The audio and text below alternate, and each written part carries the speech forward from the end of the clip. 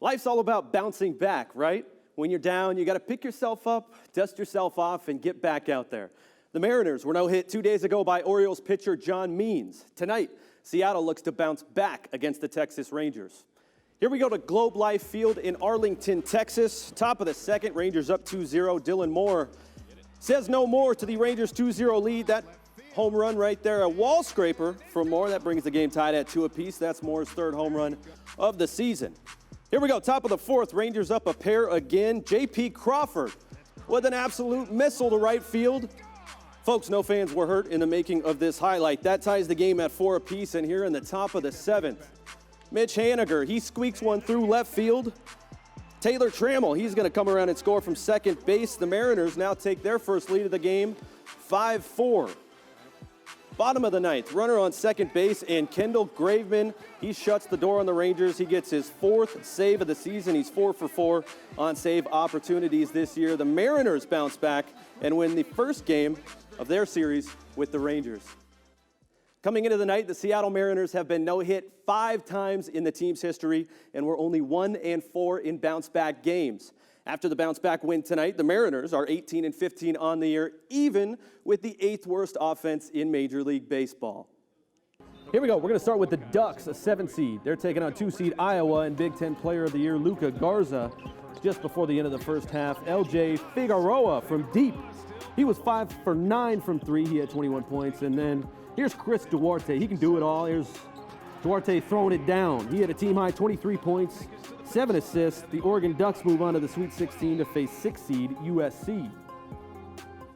And now we go to Oregon State, 12 seed, taking on 4 seed Oklahoma State and standout freshman Cade Cunningham. Late in the ballgame, this one was close all the way through. There's senior Ethan Thompson. The finish, count the basket, and 1. And here with 2:40 left to go, it's Ethan Thompson again. He continues to put the game away. Oregon State, they would hit their free throws down the stretch, and they find a way to make it into the Sweet 16. They take on Loyola of Chicago on Saturday. Now before the end of the first half, Muasso steps up. He heaves one. Kobe!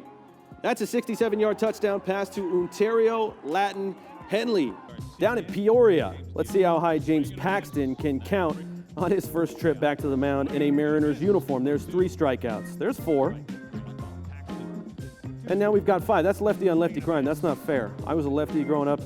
Trust me, it's not fair. There's Yelich with the strikeout. There's number 7. James Paxton had 8 strikeouts in just 4 1/3 innings pitched. Drew Timme, he spins, banks it off the glass.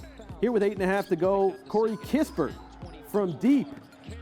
Kispert had 16 points. He was 4 for 8 from downtown. Now Gonzaga, they would start to take over. Timme works underneath the basket. He gets it to go in traffic. Count the basket. We're counting a lot of baskets. And here we go again. Timme, second effort. He scoops up the block shot and takes it all the way back in for 2. A little fillet reverse glass right there for Timme. And this just turned into a Drew Timme highlight. Another second chance effort. He gets the and 1. Timme also, by the way, was 12 for 14 from the free throw line. He can pass to. There's a dish to Kispert. That seals it. 87-71 Gonzaga. They head to the Sweet 16 for the 6th consecutive year. Here's Timme after the game. Long-awaited superstar prospect Jared Kelenic was called up to make his big league debut. Hope was on its way. Oh, what can happen in such a short amount of time? Let's take a look at the timeline. We start with the positive. May 14th, Jared Kelenic's second game as a big leaguer.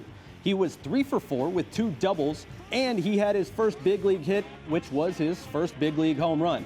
But Kelenic is hitting just under $170 through his first 10 games. Then on May 18th, incoming, the Mariners are no-hit for the second time in 13 days, this time by Detroit's Spencer Turnbull.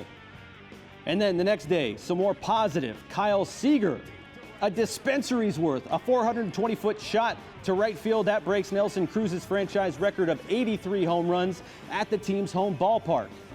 Later that night, oh, there we go. The M's swept by the Detroit Tigers. And then on May 21st, we're going to go positive again. This time, we're talking positive COVID tests.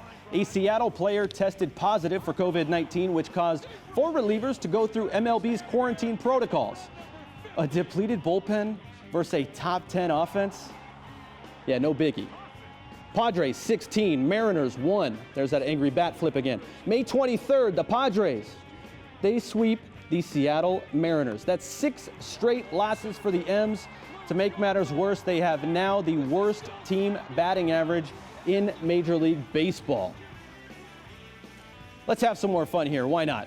So the Mariners are bringing up the rear when it comes to offensive production, and no category is more glaring for the M's than team batting average. Last year, 2020, shortened season, yet still the worst team batting average in franchise history. 2011, same thing. Second lowest team batting average in franchise history. 2010, unimpressive 236, but Ichiro kept them afloat at 315, and I just want to say it again so you can marinate in it. Through 47 games in 2021, the M's as a team are hitting just .202.